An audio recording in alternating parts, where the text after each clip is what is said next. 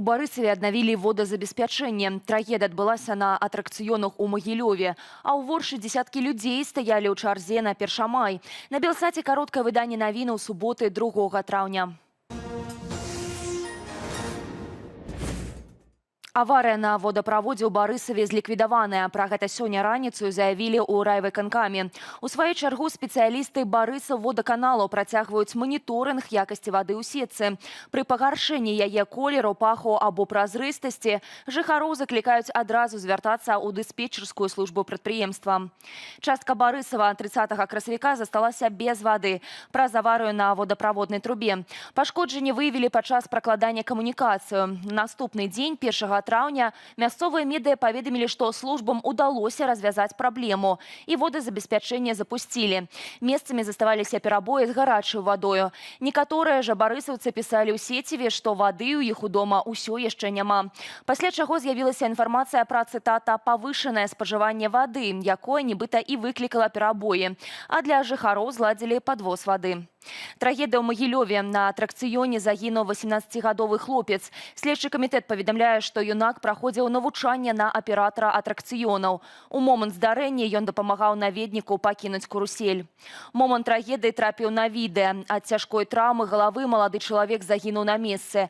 Цяпер следчыя праводзяць праверку. Асноўная версія, якую пацвярджае і відэа з камераў назірання, парушэнне правілаў тэхнікі бяспекі.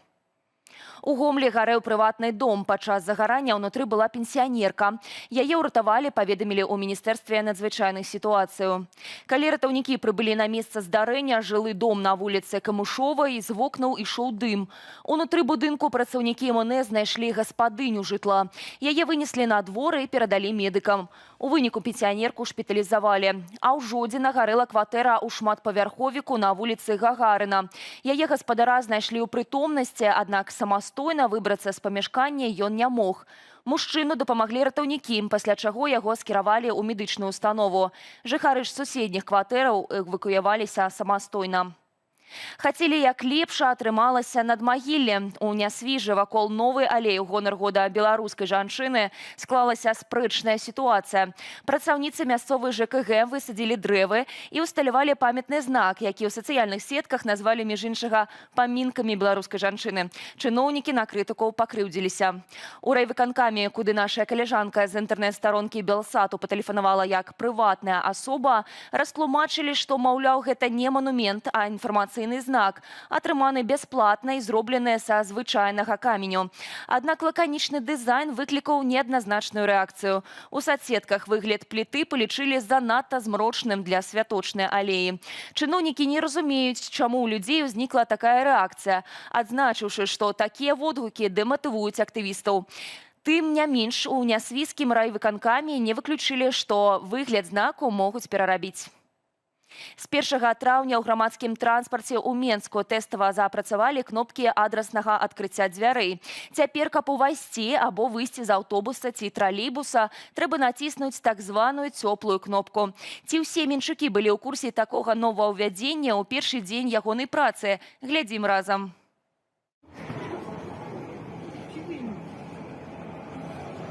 Наступный прыгунок – Братов рай.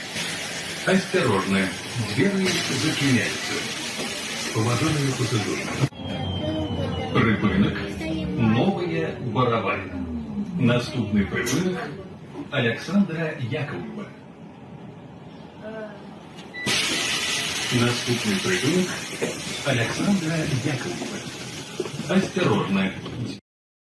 Расеец загаварыў на трасянцы і скарыў інтэрнэт. Рэжысёр Мікіта Януш-Польскі напісаў у інстаграме ролік, у якім распавёў суайчыннікам, як змянілася ягонае жыццё пасля пераезду ў Беларусь.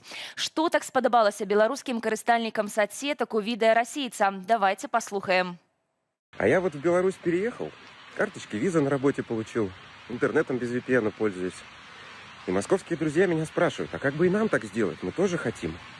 И я сначала говорю, ребята, конечно, приезжайте, чем смогу, помогу. А вчера регистрацию получил и думаю, бач, няма чаго вам тут робить на хлебнике. Беларусь не гумовая. Пост за сотні набраў больш за мільён праглядаў і 30 тысяч лайкаў. Падабайку паставіла нават пазашлюбная, як высветлілі расследавальнікі бюро, дачка Лукашэнкі Крысціна Моцная. Здаецца, у справе панаехалых у Беларусі расейцаў нечаканы паварот. Звычайна ўсходнія суседзі выклікаюць у беларусаў абурэнне сваімі паводзінамі. Аднак, здаецца, расійскі рэжысёр можа змяніць гэтую тэндэнцыю.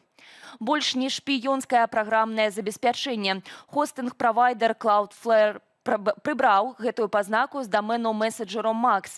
У прэс-службе самой расійскай аплікацыі заявілі, што шпіёнскі статус быў звязаны з тэхнічнаю памылкаю пры перадачы звестак у стандартныя сервісы аналітыкі. Днямі домен max.ru атрымаў пазнаку шпіёнскага праграмнага забеспячэння. Пасля гэтага яго меліся выдаліць з App Store і Google Play. У Расіі Макс прасоўваюць як нацыянальную альтэрнатыву замежным месенджерам і больш бяспечны аналаг Тэлеграму. У Беларусі на Макс паступова пераходзяць некаторыя дзяржаўныя ведомствы і медыі. А статыстыка за красавік 2026 сведчыць, што наша краіна ўваходзіла ў топ-3 дзяржавы ў СНД паводле колькасці карыстальніку меседжеру – 1 мільён 300 тысяч. Нацыянальны авіаперавознік «Белавія» зноў павышае паліўныя зборы на папулярныя турыстычныя кірункі. Пасля Егіпту гэтым разам на рэйсы ў Кітай і В'етнам. Павышэнне коштаў на квіткі ім пачнуць закладаць ужо з 12 траўня. Перавознік тлумачыць такі крок складанай сітуацыі на сусветным рынку нафтапрадуктаў і дэфіцытам паліва ў шэрагу замежных аэрапортаў, піша выданне times.by. Паводле новых тарыфаў даплата за пералёт на в'етнамскі курорт Cam Ranh складае $140, а на кітайскі востраў Саньям – 120. У кампаніі адзначаюць, што кошт авіапаліва ў некаторых пунктах прызначэння вырас больш чым удвая, што робіць ранейшыя расцэнкі стратнымі. Пры гэтым на кароткіх маршрутах цэны зменяцца мінімальна. Нягледзячы на эканамічныя цяжкасці, Белавія пакуль не плануе скарачаць колькасць рэгулярных рэйсаў. Пасажыры, якія аплацяць квіткі да 5 траўня, змогуць скарыстацца старымі расцэнкамі. Беларусам давядзецца адкласці сустрэчу з тайскім узбярэжжам. Турагенцтвы паведамляюць пра адмену наўпроставых рэйсаў з Менску ў Пхатхаю і на Пхукет ужо з сярэдзіны траўня. У кампаніях тлумачаць, у Таіландзе завяршаецца высокі сезон, а пералёты сталі менш выгаднымі. Аднак адна з магчымых прычынаў – рэзкі рост цэнаў авіапаліва ў Азіі на фоне падзеяў у Іране. Раней таксама адмянялі ўсе рэйсы ў в'етнамскі Дананг. Там заявілі пра непрадбачаныя эканамічныя абставіны. У Воршы адбылася альтэрнатыўная масавая маёўка. Замест складання кветак і народных гулянняў у гарадскім парку частка жыхароў райцэнтру сабралася каля крамы «Белвест». Айчынны вырабнік абутку абвясціў акцыю ліквідацыі тавару са зніжкамі. Такая заманлівая прапанова справакавала немалыя чэргі на першамай. Прапаную паглядзець разам без каментара.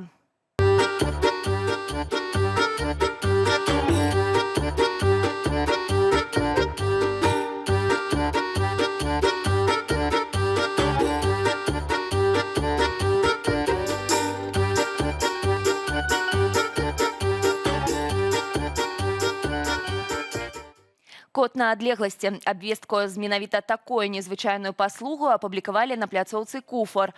Аўтар прапановвае дыстанцыйную камунікацыю з катом-рыжыкам за 5 рублёў на дзень. За гэтыя грошы можна атрымоўваць да 10 фота і 2 відэа. Як вынікае з абвесткі, рыжык мае траўмаваную лапу. Пры гэтым, як сцвярджае аўтар, ён вельмі фотагенічны і кантактны. А фармат код на адлегласці можа падысці тым, хто любіць жывёліну, аднак не можа завесці гадаванца, напрыклад, праз алергію. Гэта былі ўсе навіны на гэты час. Больш падрабязна пра падзеі дня ў вечаровым выданні «Аб'ектыву».